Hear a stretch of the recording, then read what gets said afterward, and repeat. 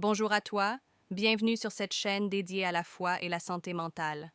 Aujourd'hui, on va parler d'un mal silencieux, la boulimie.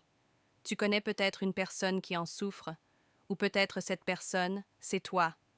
C'est quoi la boulimie? La boulimie, ce n'est pas juste manger beaucoup. C'est une crise incontrôlable, suivie de culpabilité, de honte, et souvent d'un comportement de compensation, provoquer le vomissement par un doigt ou un instrument dans la gorge. Certaines utilisent des laxatifs puissants. Le but est d'éliminer à tout prix ce qu'on vient de manger par peur de prise de poids. Beaucoup de jeunes personnes qui s'y engagent au début pensent avoir le contrôle. Ils se disent « j'arrête quand je veux ». Mais très vite, le diable prend le contrôle et l'addiction prend place. Comme une drogue, manger à l'excès et se faire vomir devient une nécessité quotidienne. On mange et on vomit jusqu'à 10 fois par jour. Cette maladie est malheureusement peu connue dans les pays en voie de développement, et beaucoup de jeunes en souffrent en silence. Ce qui fut au début un moyen efficace de garder la ligne se transforme très vite en une prison sans issue.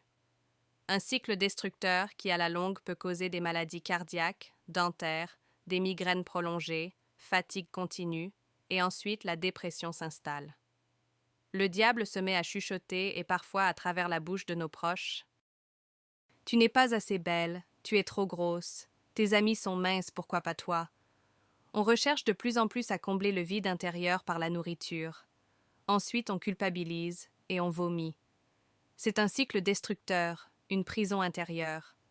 La personne n'est pas gourmande, elle est blessée, et elle souffre en silence. Les autres voient une personne forte, souriante, productive, belle, mince, mais à l'intérieur, il y a un vide profond, un vide qu'on essaie de combler avec la nourriture. À cause de cette maladie, l'on devient indiscipliné, incapable de jeûner, incapable de respecter des engagements pris envers Dieu et envers nous-mêmes. À cause de l'excès de table et la culpabilité qui précède le vomissement, l'on devient incapable d'écouter la voix du Seigneur. Et c'est précisément ce que le diable recherche. Quand on finit par prendre conscience que se faire vomir est une mauvaise chose, on veut arrêter, mais cette fameuse voix revient. Tu n'es pas assez, tu es sale, tu es faible. On se promet d'arrêter, puis on recommence, et on s'enfonce. Sache que tu n'es pas folle. Derrière ce trouble, il y a des racines émotionnelles, traumatisme, abus, abandon, rejet. Il y a par-dessus tous des chaînes spirituelles, parce que le diable adore s'installer là où il y a de la douleur, pour semer la destruction de soi. Le diable fera tout pour détruire l'être humain. L'autodestruction est son arme favorite, ni vue ni connue.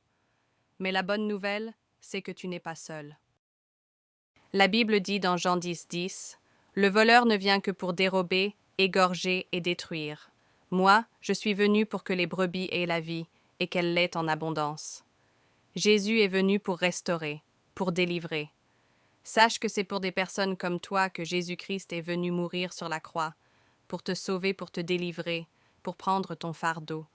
Tu n'as pas besoin de porter ça seul. Tu n'as pas été créé pour être esclave de quoi que ce soit. Pour conclure, fais cette prière avec moi si tu veux que Jésus-Christ entre dans ta vie pour te sauver, pour te délivrer, pour te pardonner. Seigneur, je te remets ma vie. Je crois que tu es venu mourir pour moi sur la croix. Viens s'il te plaît. Guéris-moi, sauve-moi, délivre-moi de ce fardeau invisible.